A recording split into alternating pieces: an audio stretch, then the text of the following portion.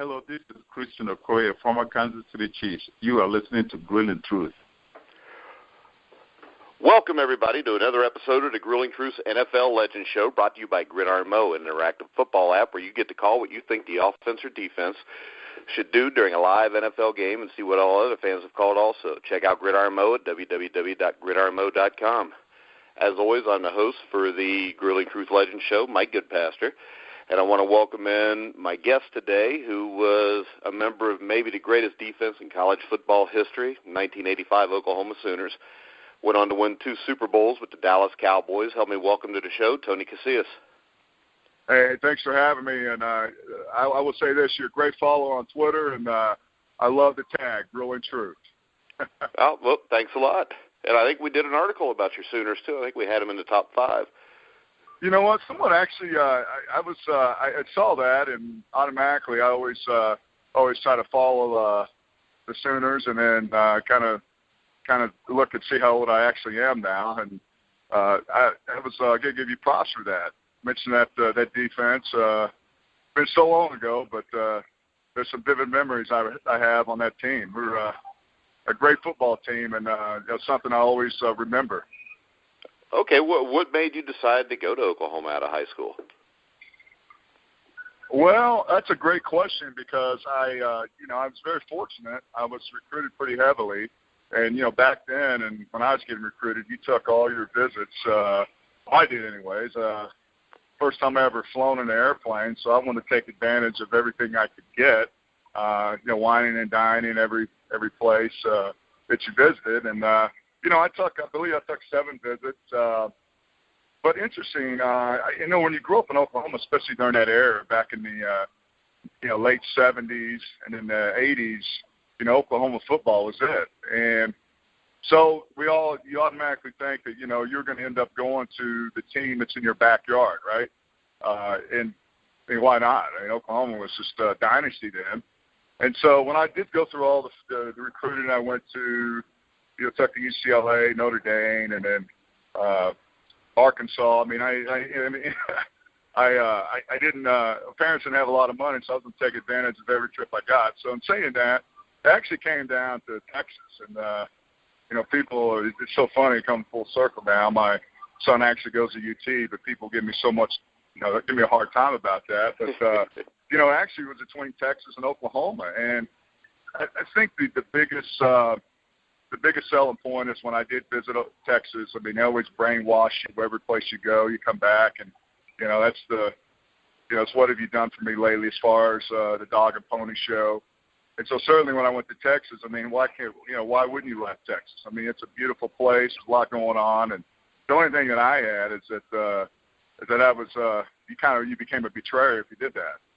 So when I came back from Texas. I have singing eyes, text up on you.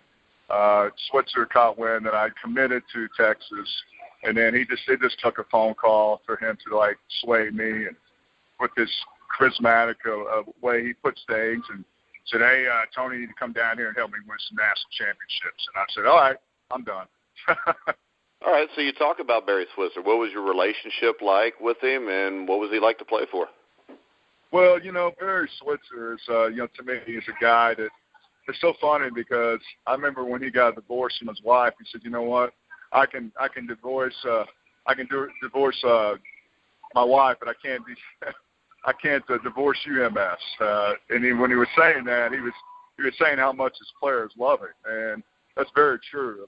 His relationship to his players, once they get out and once they continue to go and lead the game of football, he's a phone call away. And, my relationship at first wasn't the best relationship because I was like any other kid that gets recruited and you go to the University of a place where you're being heavily recruited and you're thinking, my stink does, I don't stink. My crap doesn't stink. And you lose sight of that they're telling that to every kid they recruit. So then obviously you get there and you're not the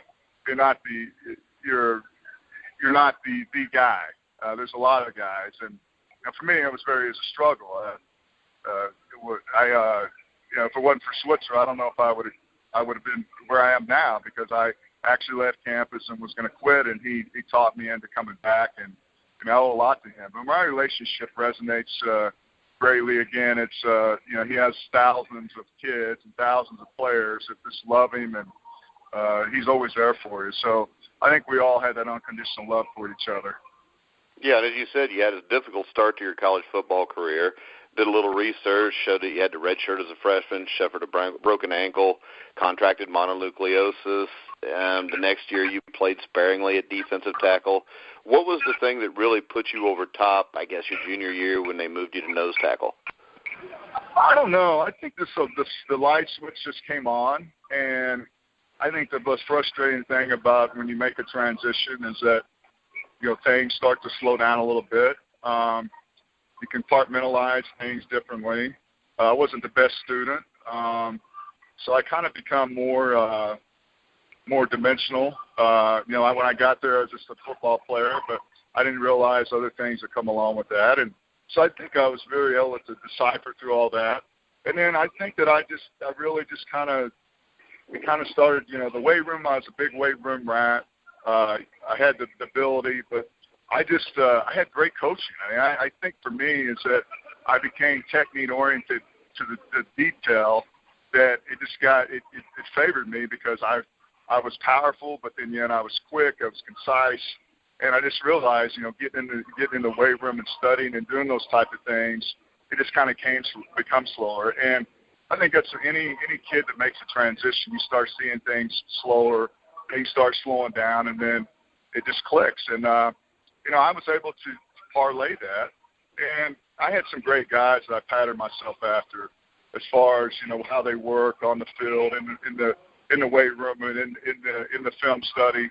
And I think that that's some things, intangible things they don't tell you about. And so I think that's really what gave me the transition and gave me the confidence, because if you don't have confidence, then it's really hard to go through college. Not only that, go through college, but just being able to be a great athlete. And that was when the switch came on. All right, now 1985, you guys had Troy Aikman as your quarterback, actually, which I think a lot of people forget. He got hurt and lost to Miami of Florida. You guys had to go with Jamel Holloway, who was actually a true freshman quarterback. I mean, what was that time like for the team? Was there any doubt Holloway could do it, or did you guys have confidence in him? Well, it's so funny. When I see Troy, I always ask everyone this question. It's a great question. Who's the only Big 12 quarterback or the Big 8 player that's a member of the Pro Football Hall of Fame? And I think it gets lost in translation when you look at Troy was. People forget he was there, but I just remember that vividly. He's running an option, and I believe Jerome Brown came up on him and broke his ankle, and the rest was history. And then, I don't think anyone expected Jamel Holloway to come in and win 8 straight games as a true freshman, because it just doesn't happen too often. But in saying that, he was so athletic. I mean, it was so when you look at it now, and I kid Troy about this, see him running the wishbone, a white guy running a wishbone, it was kind of interesting to see that. But, Troy was very athletic. Obviously, he was more of a prototype quarterback in his career, but Jamel, I mean, that's more catered to his style. We ran downhill. He was very quick and just made good decisions, and we didn't have to throw the football a whole lot. So I think that's just the fact that he was just athletically so above everyone at that position. That's what made the transition so well. And then, if you don't have a guy like him, then you probably don't win a national championship. Yeah, and then also it really helps the freshman quarterback to have a defense like you guys had. You want to talk a little bit about your defense and the guys that were on that? I know a lot of people think of Brian Bosworth and yourself, but it was more than just you two. Well, it was. It certainly was, and I think that it's well documented that Brian was the ass on the team, and I think for people that play with him, I mean, certainly with me, and this is 30 years ago. I never held a grudge against anyone. I just think that his antics kind of overshadowed everyone else that was on that team. And collectively, you look at this across the board, our speed, and you alluded to it in your article as far as looking at statistics about how and we played Texas, and they didn't get past the 50-yard line. I mean, there were certain instances where our defense was just our offense. But I think if you look across the board, our defensive line, Steve Bryan, Jeff Tupper. I don't think Bryan was the best linebacker on that team. I think Dante Jones and Darrell Reed and Troy Johnson was probably more of an impact than anything. So I think that our speed and I think when you look at the front seven, you look at the front four, we were so dominating, and our job is to keep our linebackers protected. And although we didn't get all the headlines and people didn't get all the headlines, we were very well coached and very, very disciplined. And I think that's what made our team so good. And we played pissed off. I mean, we took pride in not letting people get first downs. And I think a lot of teams, they don't have that type of mentality anymore because the game has changed. But, I mean, that's how we play. It's like, look, we're going to bully you. We're going to bloody you up. At the end of the day, you're going to know that you played a defense like ours, and you're going to be talking about it for a long time. All right, now, 1985, you guys ended up beating Penn State to win a national championship. But before that game, you want to talk a little bit about the Oklahoma-Nebraska rivalry? Well, it's so sad today that there isn't that game, because that, to me, was the marquee matchup. That was the marquee matchup when you look at, obviously OU Texas was, but that was a rivalry within the conference. And we go there, they come here, and there was so much history to that. And I remember so many games are decided by a goal line stand here, a fumble here. This determined which team was going to play in the Orange Bowl. So I think for me, the Texas game was a marquee signature game because of what it stood for. Oklahoma versus the Texas, the border matchup. But Nebraska, that's where it came down. It came down who was going to go to the Orange Bowl, who ultimately was going to play the national championship, and that was measured every time in that game. And so you take that away, it's not the same now in the Big 12 because they divided all these divisions. But for us, that was we knew every year you circle that game, you're going to be playing for something when it comes in December. All right, now, you like we said, you guys beat Penn State for the national championship in the Orange Bowl. What do you remember about that game? Well, I think I remember when you look at the whole scheme of that, you look at the year before, because the year before is when we got embarrassed by the Washington.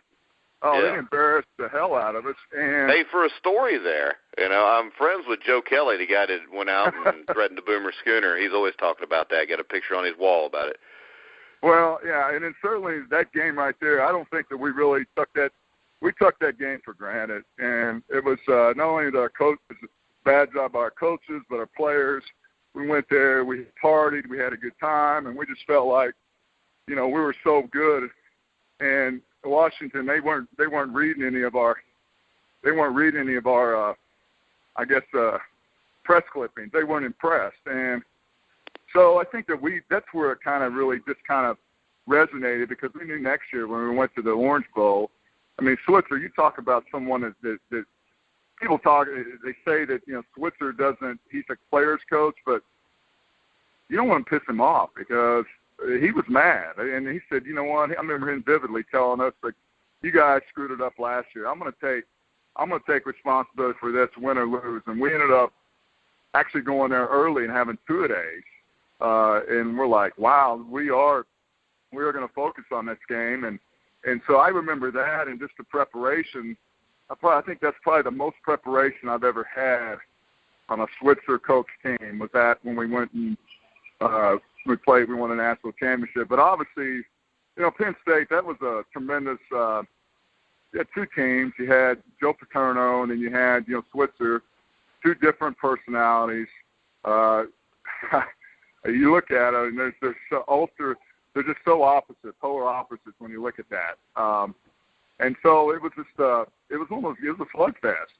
And, it was a team that was going to try to run the football, and fortunately, we were able to make a lot of big plays, and we're able to not screw that game up. All right, then we go to 1986. Sure, your dream, at least from high school on up, was probably to play in the NFL. What was draft day like for you in 1986?